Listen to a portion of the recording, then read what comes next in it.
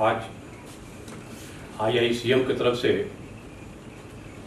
मुझे एक गिफ्ट दिया गया है बुक। उसका टाइटल है start with why. Start with why. और हमको स्टार्ट विथ वाई से ही शुरू करना पड़ेगा। इसमें और है how great leaders inspire everyone to take actions. तो मैं कहीं पढ़ा था, if your actions inspires others to learn more, to dream more, do more and become more, you are a leader. यानी आपको देख करके, आपसे इंस्पायर होकर के कुछ आपके जैसा, आपके तरह, आपसे सीख करके आपसे कदमों पर चलने का कोई लगता है, then you are a leader. और उन लीडर्स के बारे में बताया गया है, उन्होंने शुरुआत किया था स्टार्ट्स विथ वाई। आज हम लोग इकट्ठा हुए हैं मैराथन ट्रेनिंग पार्ट 2 के अवसर पे। ये मैराथन ट्रेनिंग की शुरुआत क्यों पड़ी, स्टार्टिंग विथ वाई। जुलाई 22 में DOE ने अपना सारा मेन मैनुअल को अपडेट कर दिया और सारे ऑर्गेनाइजेशन को बोला कि आप भी अपने मैनुअल को इसी DOE मैनुअल के हिसाब से अपडेट कर लीजिए, अलाइन कर लीजिए। नवंबर 22 में मैं ज्वाइन किया और मुझको बताते हुए खुशी हो रही है, मेरी टीम इतनी अच्छी है कि हम लोगों ने अपने सारे मैनुअल को अपडेट कर लिए। One of the first PSU था कोल इंडिया लिमिटेड, जिसने अपने सारे मैनुअल को अपडेट किया, चाहे वो CMC मैनुअल हो, प्रोक्योरमेंट मैनुअल हो, सिविल मैनुअल हो, सर्विसेज मैनुअल हो। इवन हम लोग फाइनेंस मैनुअल भी 46 ईयर्स के बाद अपडेट किए। मई 22, जून 23 और जून 23 तक हमारा सारा मैनुअल अपडेट हो गया था। उस अपडेटेड मैनुअल के बाद फर्दर और अपडेट करके नवंबर 23 में जब ऑनरेबल CVC कोल इंडिया हेडक्वार्टर में आए थे, तो उनसे हम लोगों ने अपडेटेड का फर्दर अपडेशन वाला भी इनोवेशन कराया था। उसके ठीक 2 साल के बाद और भी बहुत सारे इशूज जो हम लोगों ने रिजॉल्व किए हैं, चाहे विजिलेंस की मेहनत करने के बाद जो लूप होल पता चला, चाहे और भी जो हम लोग को लगा कि सिचुएशन के हिसाब से हमको अपडेट करना है। 5 अगस्त को अली साहब और उनकी पूरी टीम ने अपना प्रोक्योरमेंट मैनुअल को फिर से अपडेट किया है। जब जून 23 में हमने सारा मैनुअल अपडेट कर दिया, और जब विजिलेंस का, आपको बता दूं कि कोल इंडिया का विजिलेंस टीम बहुत ही स्ट्रॉन्ग है। टोटल 9 CBOs हैं। वो सारे फुल टाइम CBC से डायरेक्टली अपॉइंटेड CBO है। 150 से ज़्यादा विजिलेंस ऑफिसर्स हैं। इतनी बड़ी ऑर्गेनाइजेशन, इतना strong setup of vigilance team, जब हम लोगों ने अपना ऑफिस में, सेक्शन में, चाहे फील्ड में, माइन में, एरिया में जब इंस्पेक्शन करना शुरू किए, देखिए कि अभी भी बहुत सारी गलतियां हो रही हैं। हमारे जो कोल इंडियन है वो पुराने मैनुअल को ही फॉलो करता है। तो हम सारे लोग एक साथ बैठे और ये डिसाइड किए कि उनको पता ही नहीं है कि मैनुअल सब अपडेट हुआ है और उसका क्या क्या प्रोविज़न है। मतलब वो लोगों को ट्रेनिंग नहीं दिया गया। मेरा ये मानना है कि यदि कोई वीकनेस हमको बार बार परेशान कर रहा है, तो मैं परेशानी की तरफ नहीं देखता हूँ, उस वीकनेस को ही ख़त्म कर देता हूँ। तब मैं ये कोशिश किया कि क्यों ना हम अपने कोल इंडियन को ट्रेंड करें, ताकि जब ट्रेंड रहेंगे तो गलतियाँ होंगी। तब हम लोगों ने ट्रेनिंग पर शुरुआत किया। कोल इंडिया की साइज को देखते हुए, जो हमारे 2.2 लाख, उस समय 2.4 लाख हमारे कोल इंडियंस थे, और 3 टियर सिस्टम में, अली साहब बता रहे थे परसों, यहाँ पर टेंडरिंग एरिया में भी होता है, सब्सिडी में भी होता है, CIL में भी होता है। यानी हर जगह हमारा सेंसिटिव काम हो रहा है, हर लेयर में, हर जगह पे जब टेंडर कॉन्ट्रैक्ट जब होते हैं तो हमको नॉर्मल ट्रेडिशन को भी काम करना पड़ेगा, इससे काम नहीं चलने वाला। तो कोल इंडिया की साइज, नेचर ऑफ वर्क और आपका जिस तरह से ज्योग्राफिकली और आप वॉल्यूमेट्रिकली जिस तरह से आप फैले हुए चारों ओर, उसको देखते हुए हम लोगों ने, मैंने ही ये वर्ड दिया था मैराथन ट्रेनिंग। आज साहब बता रहे थे कि मैराथन ट्रेनिंग हम पहली बार सुन रहे हैं। कोल इंडिया ही है जहाँ पर इस तरह का मैराथन ट्रेनिंग टाइप का प्रोग्राम कर सकता है। तो उसका लास्ट ईयर हम लोगों ने टोटल 567 नंबर ऑफ ट्रेनिंग कराए थे। इस IICM में कम से कम मैं 10वां या 12वीं बार में यहाँ आ रहा हूँ क्वालिफाइड ट्रेनिंग पर्पस। बाकी फाउंडेशन डे और बाकी फंक्शन के लिए आता हूँ, अलग बात है, लेकिन आप लोगों को एड्रेस करने के लिए, आपको पढ़ाने के लिए, यानी आपके CVO आके आपको बताता है कि कैसा बिजनेस क्या है, इंटीग्रिटी क्या है, एथिक्स क्या है। आपके खुद डायरेक्टर फाइनेंस, डायरेक्टर पर्सनल भी यहाँ पर आकर पढ़ा चुके हैं। डायरेक्टर टेक्निकल को हमने बुलाया है, आकर के आपको पढ़ाया उन्होंने। यानी खुद डायरेक्टर्स लोग जब आपको पढ़ाएंगे, चेयरमैन साहब को हमने बुलाया कि कई बार देखिएगा हर फंक्शन को ऑलमोस्ट अटेंड करते हैं, जो ट्रेनिंग का प्रोग्राम को, इवन वो दिन भर बैठ करके खुद सीखते भी हैं, जानते भी हैं। तो इस तरह का लोग जो पूरा हिंदुस्तान की जो एक्सपर्ट है उनको बुला करके हम लोग ट्रेनिंग कराए। IICM जैसा इंफ्रास्ट्रक्चर और IICM जैसे डेडिकेटेड लोग, IICM का जो फैसिलिटी है, इसका हम लोगों ने भरपूर यूज किया और खूब लोगों को ट्रेनिंग कराया और मिशन मोड में कराया। मैंने इसका एक टैग लाइन दिया था, ignorance of law is no excuse. यानी हमको लॉ पता नहीं है, रूल, SOP, मैनुअल, DOP पता नहीं है, इसलिए हमसे गलती हो गई, ये बर्दाश्त नहीं किया जाएगा।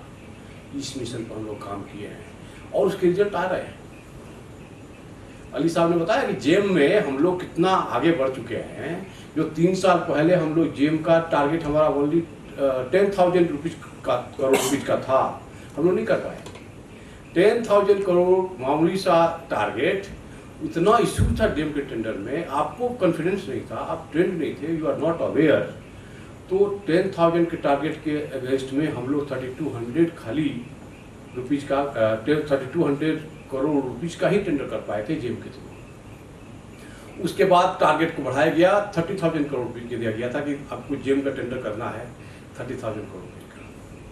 और धन्य है IICM, धन्य है आपके मैनेजमेंट और बिजनेस वाले भी, और आपकी डेडिकेशन, जिस तरह से आपका इतने बड़ी संख्या में आप आते हैं ट्रेनिंग करने के लिए, उसका हमको फ़ायदा मिला। 30,000 करोड़ का टारगेट हम लोगों ने पूरा किया और 1 लाख करोड़ रुपीज़ का टेंडर किए थे जेम के through last year. Last year 74,000 crore rupees का टेंडर करना था हमको, जेम के थ्रू ये टारगेट दिया गया था। आपका मेहनत, आपका ट्रांसपेरेंसी पे आपका फेथ, आपका नॉलेज और जिस तरह से सबका सपोर्ट रहा, हम लोगों ने टोटल 2.26 लाख करोड़ का टेंडर किए, उसमें 2.08 लाख करोड़ का टेंडर जेम के थ्रू किए थे। इन जेम के यूज करके अराउंड 94-95% हम लोग टेंडर जेम के थ्रू करते हैं। ये क्यों? क्योंकि आपकी डिसीजन मेकिंग एबिलिटी बढ़ी, आप ट्रेंड हुए, बोल्ड डिसीजन लिए, डरे नहीं, आप लोगों ने एक्शन लिया। मैं हमेशा 3 चीज़ पर बोल सकती, मैं कुछ चीज़ चेंज करके आता हूँ। एक मैंने कोड चेंज किया था कि जो जीता वही कोल इंडियन, जो जीता वही सिकंदर नहीं, जो जीता वही कोल इंडियन। आज हमको इन्होंने बुक दिया स्टार्ट विथ वाई, वो मैंने देखा कहीं पढ़ता था मैं, कोशिश करने वालों की कभी हार नहीं होती, उसको मैं चेंज कर दिया, कोशिश करने वालों की हमेशा हार होती है, करने वालों की कभी हार नहीं होती। भूल जाओ, कोशिश नहीं, हम कोशिश नहीं करता है, हम करता है, हम डिसीजन लेता है, हम टारगेट जितना हमको टारगेट आप देते हैं उसका 3 टाइम्स अचीव करता है। 30,000 करोड़ को हम 1 लाख करोड़ में पहुंचाता है, 74,000 करोड़ को हम 2,08,000 करोड़ 2.08 लाख करोड़ पहुंचाता है। टारगेट हम लोग करते ही नहीं हैं, ओवरशूट करते हैं। तो करने वालों की कभी हार नहीं होती, कोशिश करने वालों की सदा हार होती है और करने वालों की कभी हार नहीं होती। एक और हम लोग बचपन से पढ़ते आए हैं कि नास्तिक उसको कहते हैं जिसको ईश्वर पर भरोसा नहीं होता है। उसको मैं थोड़ा चेंज किया, नास्तिक उसको कहते हैं जिसको अपने आप पर भरोसा नहीं है। तो इस ट्रेनिंग के माध्यम से मैंने ये कोशिश किया कि हमारे किसी भी कोल इंडियन के अंदर नास्तिकता ना बचने पाए, ऐसा हमको मिशन लेके चलना है। माय डियर फ्रेंड्स, आज पिछले 3 दिन में जो जो आप यहाँ सीखे हैं, कृपया जा कर के आप अपने सब्सिडरी में, अपने इलाके में, अपने ऑफिस में, अपने कलीग को, इवन अपने सीनियर्स को बताइए कि इस तरह से चेंजेज हुए हैं, ये हम लोगों ने सीख कर पाए। मास्टर्स ऑफ ट्रेनर्स बनिए। CBC का ही आह्वान है कि आप ट्रेन कीजिए और उनको ट्रेन कर, ऐसा ट्रेनिंग दीजिए कि वो जाकर के बाकी जगह ट्रेन करें।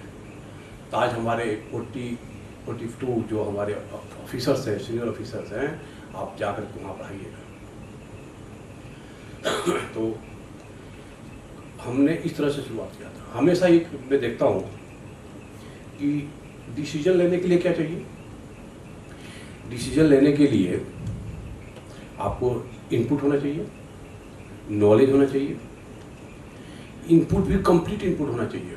कोई आधा अधूरा नॉलेज, आधा अधूरा इनपुट के चलते आप डिसीजन लेंगे तो गलती हो जाएगा। एक्सपीरियंस होना चाहिए, कॉन्फिडेंस होना चाहिए, ट्रेनिंग होना चाहिए, और सबसे इम्पोर्टेंट है माइंड में कोई भी डर नहीं होना चाहिए कि मैं ये डिसीजन ले रहा हूँ, तो किसी तरह से फियर फैक्टर नहीं होना चाहिए। वो रविन्द्रनाथ टैगोर बोलते हैं ना, where mind is without fear and head is head high. ऐसा कंपनी का माहौल होना चाहिए, वर्किंग कल्चर ऐसा होना चाहिए कि हमको डिसीजन लेने में कोई डर न लगे, कोई संकोच न हो। तभी आप बोल्ड डिसीजन ले पाएंगे, तभी आप इनोवेटिव डिसीजन ले पाएंगे। और मैं हमेशा बताता हूँ कि आपके साथ विजिलेंस डिपार्टमेंट है। आप बोल्ड डिसीजन लीजिए, इनोवेटिव डिसीजन लीजिए। यदि कुछ भी गलती होता है तो विजिलेंस डिपार्टमेंट आपका साथ देगा, वो आपको बचाने के लिए है। विजिलेंस डिपार्टमेंट में कोड जो दिया था कि vigilance is by you, vigilance is for you, vigilance is with you always. आपके हमारे इसी एटीट्यूड से के चलते आप इस तरह का टारगेट अचीव कर पा रहे हैं। मैं आज भी खुलेआम बोल रहा हूँ कि आप आग पे चलिए।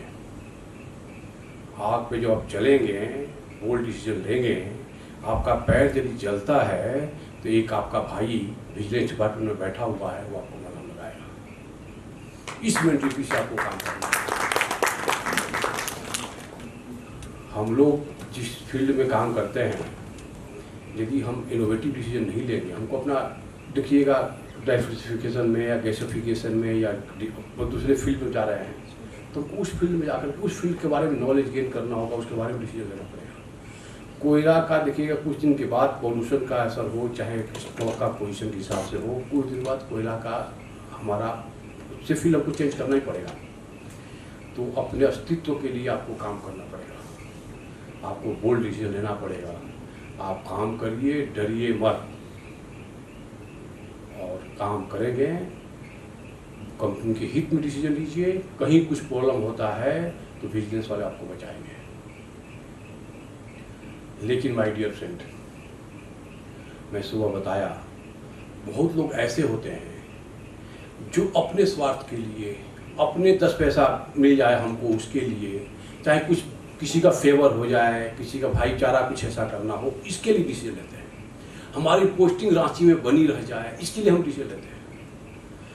कभी भी जो इस तरह का डिसीजन है वो सत्य सही नहीं हो सकता। ऐसा डिसीजन हमेशा गलत होगा। मेरा मतलब है कि आप बोल्ड डिसीजन लीजिए, रूल को देख करके डिसीजन लीजिए, आपस में डिस्कस करके डिसीजन लीजिए। जो भी डिसीजन ले रहे हैं वो फाइल में रिकॉर्ड कर दीजिए, टेंडर माइनस का जो बनाते हैं उसमें रिकॉर्ड कर दीजिए। और गलती होगा भी तो मेरा, जानते हैं मेरा सबसे बड़ा मालिक है मेरा मन, मेरा दिल।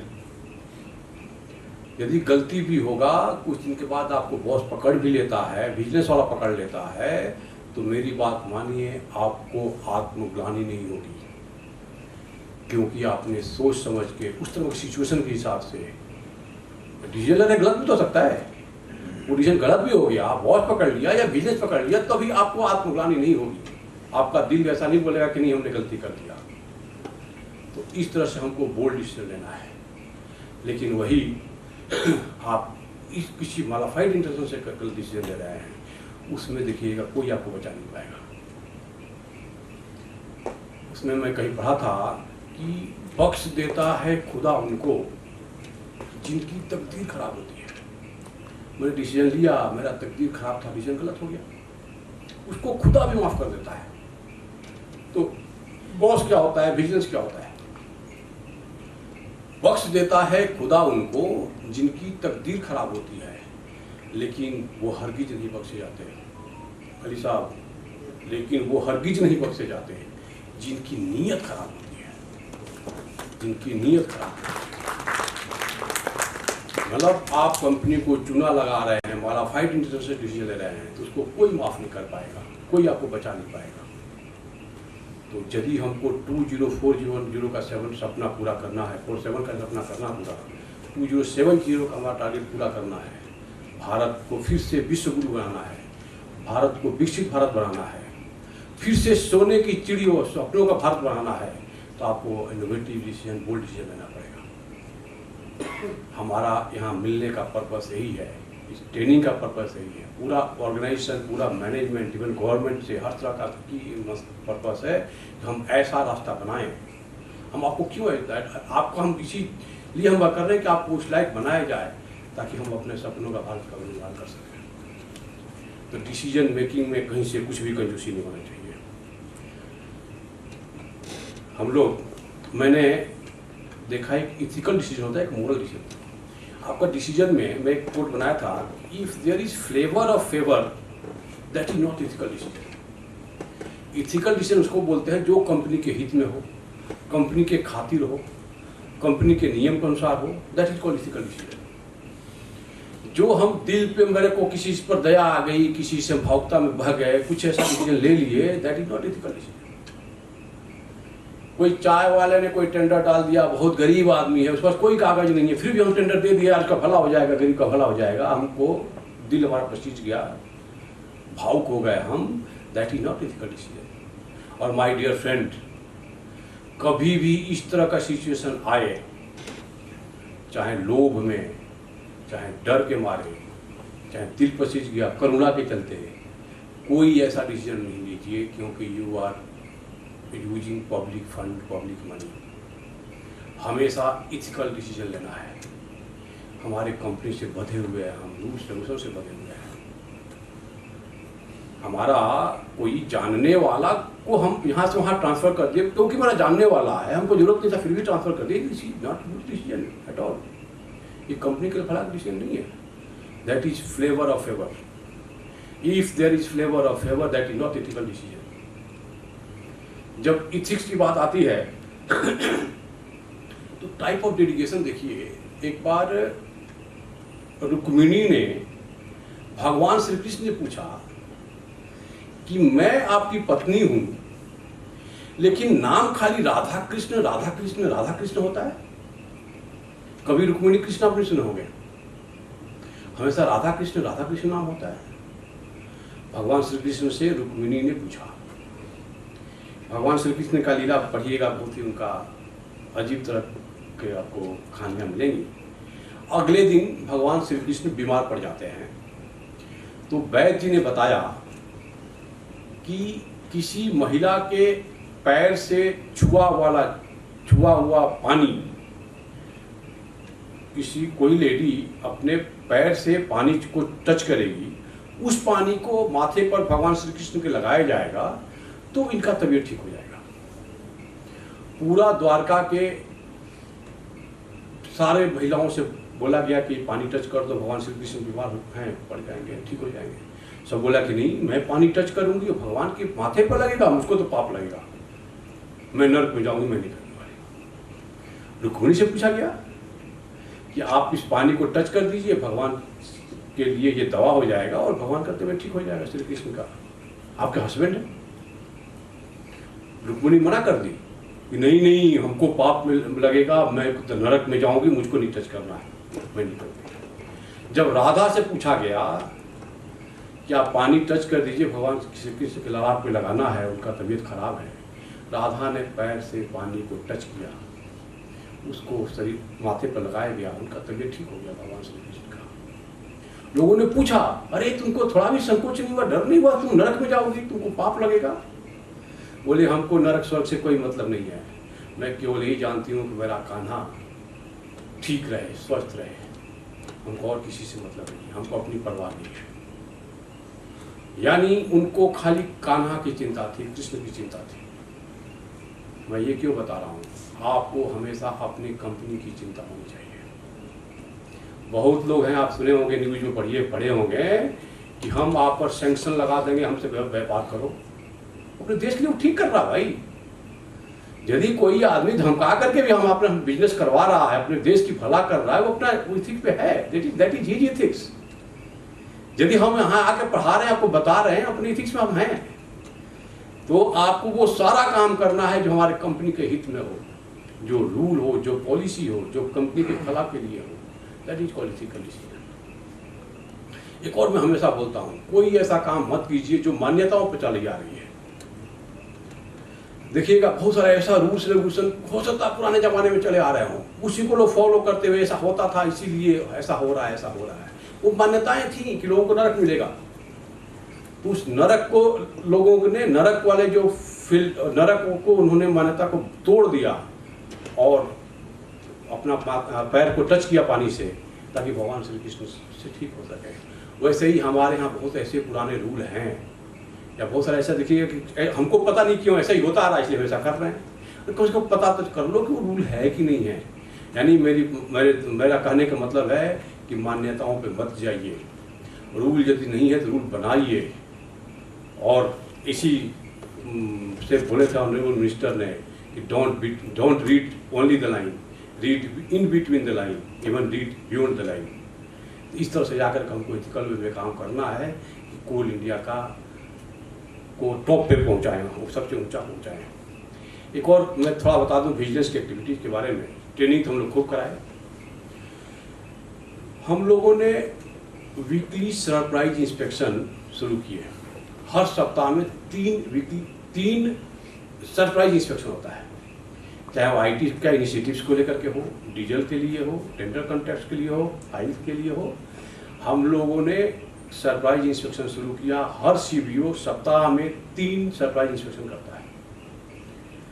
उसमें 99% देखिएगा कि विजिलेंस एक्टिविटी क्या लूप होल है, क्या सिस्टम इम्प्रूवमेंट चाहिए, उधर ही उनका मेहनत लगता है। और जब हम एक बार लूप होल या क्या सिस्टम इम्प्रूवमेंट चाहिए, जब हम आपको सजेस्ट करते हैं तो आप उसको इम्प्लीमेंट करते हैं, फिर हम लोग बाद में उसको मैनुअल में, रूल में कन्वर्ट कर देते हैं। तो इस तरह से हम लोगों ने लास्ट ईयर 2024 में 979 नंबर ऑफ सरप्राइज इंस्पेक्शन किए थे। ये बाकी जो रेगुलर कंप्लेन और रेगुलर जो प्रिवेंटिव चेक है बिजनेस का, उसके अलावा this is only surprise inspection. यानी 1000 के आसपास जो कंपनी सरप्राइज इंस्पेक्शन कर रहा है। इससे मैंने जो पाया कि जब विजिलेंस ऑफिसर भी फील्ड में जाना शुरू कर दिया, ऑफिस में जाना शुरू कर दिया, फाइल लेना शुरू हुआ, तो इससे लोगों के अंदर ये समझ में आया कि हाँ कोई है जो हमको देख रहा है, होने पर करेक्शन कर देगा। बिजनेस वालों को, अच्छा आपको भी बता रहा हूँ कि कभी भी फॉल्ट फाइंडिंग के लिए काम नहीं करो। मैं एक नया कोड बनाया हूँ, अली साहब आपको मैं कभी ऑफिस बहुत ज़्यादा सुनाऊंगा। एक होता है मक्खी, एक होता है मधुमक्खी। मक्खी देखिएगा पूरे हॉल में जो सबसे गंदा बदबूदार जगह है वही जाकर बैठेगी। जो मक्खी है वो पूरा सब कुछ ठीक ठाक है, कहीं नहीं बैठेगी, सबसे खराब बदबूदार जगह पर जाकर बैठेगी। एक होता मधुमक्खी, भले सब जगह गंदगी है लेकिन उसमें भी वो खोज करके जो सबसे अच्छा खुशबूदार जगह है वही जाकर बैठेगा। मतलब हमारे कंपनी में हजारों बुराइयां हैं, हमको बदबूदार जगह नहीं चुनना है, हमको बुराइयां नहीं खोजना है, हमको अच्छाइयां खोजना है। कभी भी जिंदगी में मक्खी मत बनना, मधुमक्खी बनकर रहना।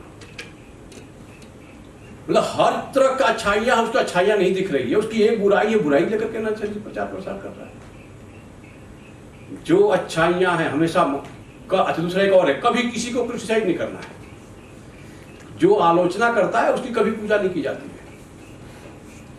जो काम करता है, जो काम करके दिखाता है, उसकी पूजा होती है। हनुमान को देखिए, एक और हनुमान में अर्जुन में जानते हैं क्या अंतर है? पता नहीं टाइम कितना हो गया।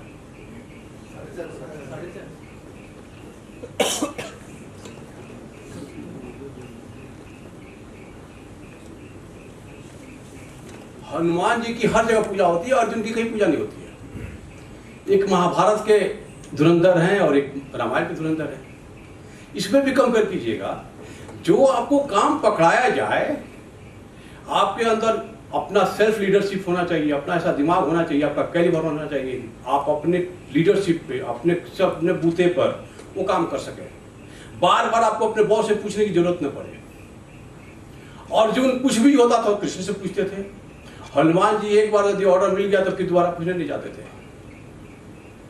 यही कारण है कि हनुमान की पूजा सब जगह होती है और अर्जुन की पूजा आप देखिएगा मंदिर नहीं मिलेगा उनका। सोचना पड़ेगा, थोड़ा कंपेयर कीजिए कैसा है क्या। तो हनुमान बनना है, काम करके दिखाने वाला बनना है। कहीं इलेक्शन प्रचार प्रसार में हुआ कि लोग बोलता था मेरा काम बोलता है। तो कोल इंडियन ऐसा होना चाहिए कि आपका डंका। एक और देखिएगा, लास्ट ईयर 1 अप्रैल 2024 को ऑनरेबल पीएम ने एकमात्र ट्वीट किए थे, वो कोल मंत्रालय के बारे में ट्वीट किए थे। एन नंबर ऑफ मंत्रालय है पीएमओ के अंदर में, एक से एक बड़े बड़े मंत्रालय हैं, लेकिन ऑनरेबल पीएम का एकमात्र ट्वीट आता है कोल मंत्रालय का आता है। उन्होंने ट्वीट किया था कि coal and lignite 1000 million metric ton का प्रोडक्शन क्रॉस किया है। ये आपकी सफलता को उन्होंने अप्रिशिएट किया। इस साल 1 अप्रैल का देखिएगा एकमात्र ट्वीट फिर से आता है, वो भी आपका ही आता है कि इस साल कोल का प्रोडक्शन, कोल में हम लोग 1000 मिलियन मेट्रिक टन का प्रोडक्शन पार कर गए। यानी ऑनरेबल पीएम पर्सनल लेवल में आपके अचीवमेंट को एड्रेस करें, बताएं, ये बहुत बड़ा अचीवमेंट है आपका।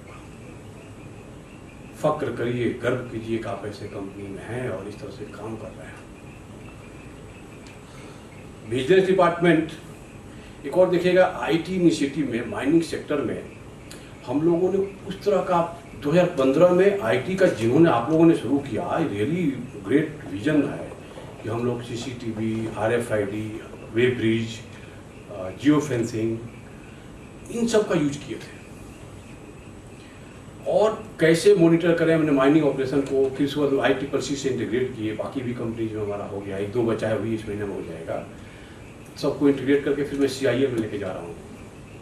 अली साहब एक टारगेट बनाइएगा IT वालों से बात करके कि अगले महीने जब भी आपके फील्ड वाला कोई आए ना, तो वहाँ से दिखाइए कि इस माइन का ये वाला ट्रक देखो कहाँ जा रहा है, कैसे रुक रहा, क्या हो रहा है।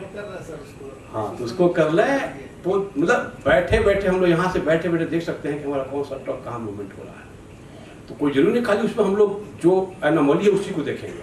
सेफ्टी का मॉनिटरिंग हो रहा है, कौन ड्राइवर, कौन आदमी ऊपर गया, कौन नीचे गया, डेविएशन आ रहा है उसका, कौन ट्रक कहाँ गया, कौन ट्रक किसे डीजल लेके जा रहा है, वो कहाँ जा रहा है, हर चीज़ हम मॉनिटर कर रहे हैं। ट्रांसपेरेंसी फील्ड में आप इस तरह से काम कर रहे हैं। हम जब ज्वाइन किए थे तो N नंबर ऑफ उसमें शॉर्टफॉल था, डिफिशियंसी थी, लग करके जो सरप्राइज इंस्पेक्शन किए उसका बहुत फायदा हुआ इसका।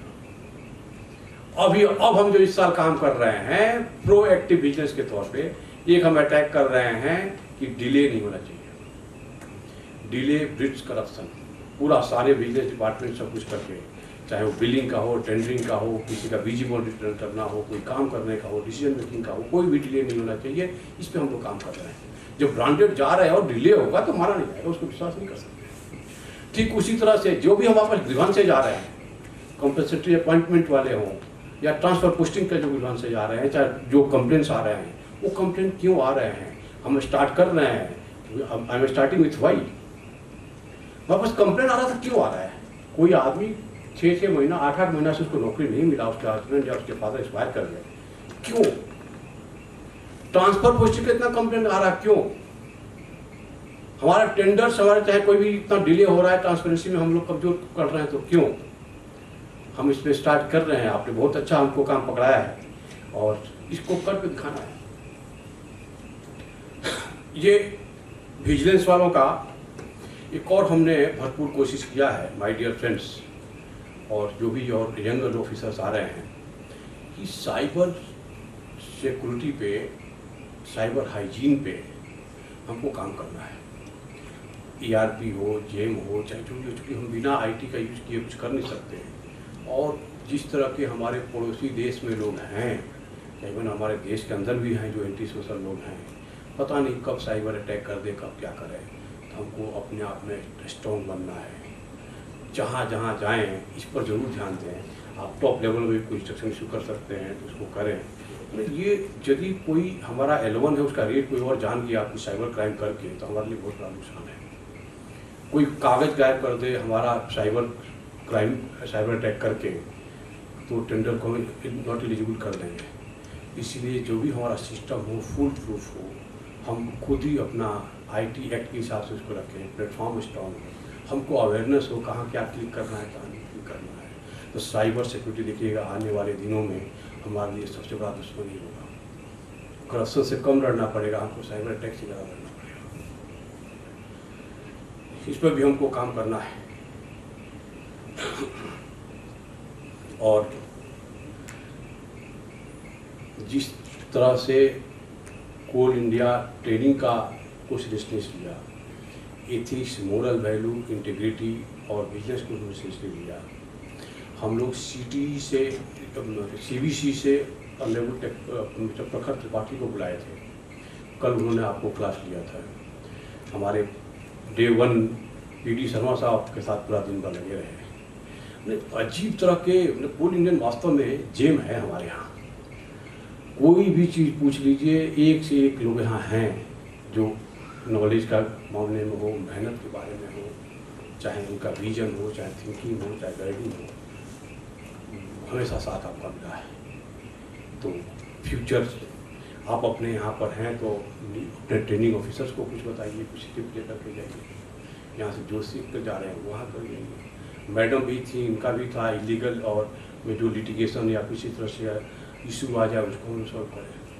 पांडे साहब दिन भर आपको पढ़ाए। तो कहने मतलब कि सिचुएशन के हिसाब से हमको अपना आप को अपडेट करते रहना है। और कोल इंडिया का इस एटीट्यूड को मैं बहुत अप्रिशिएट करता हूँ। और पूरा दुनिया को हम बताना शुरू कर दिए हैं कि कोल इंडिया, आप भी बताइए मेरे साथ में, कि Coal India is working on the policy of zero tolerance to corruption. हम किसी को छोड़ते नहीं हैं, चाहे वो जैसा भी हो, जो भी हो। यदि वो करप्ट है तो हम जीरो टॉलरेंस पॉलिसी पर काम करते हैं। कोल इंडिया फुली मैकेनाइज हो गया है और जिस तरह से डिजिटाइज हो रहा है, हम कुछ दिन के बाद बिल्कुल ही क्लिक हुए दूर पर आएंगे। कोल इंडिया जिस तरह से प्रोडक्शन में, जिस तरह से प्रॉफिट में, जिस तरह से राष्ट्र के निर्माण में भूमिका दे रहा है, ये दुनिया को बताइए कि we are serving like this. और ट्रेनिंग के मामले में डे टू डे हम लर्निंग के बारे में जाएं, और जो हमारा मिशन है राष्ट्र के निर्माण का, चाहे राष्ट्र के विकसित का, उस पर लेकर के हमको आगे बढ़ना है। धन्यवाद। Thank you.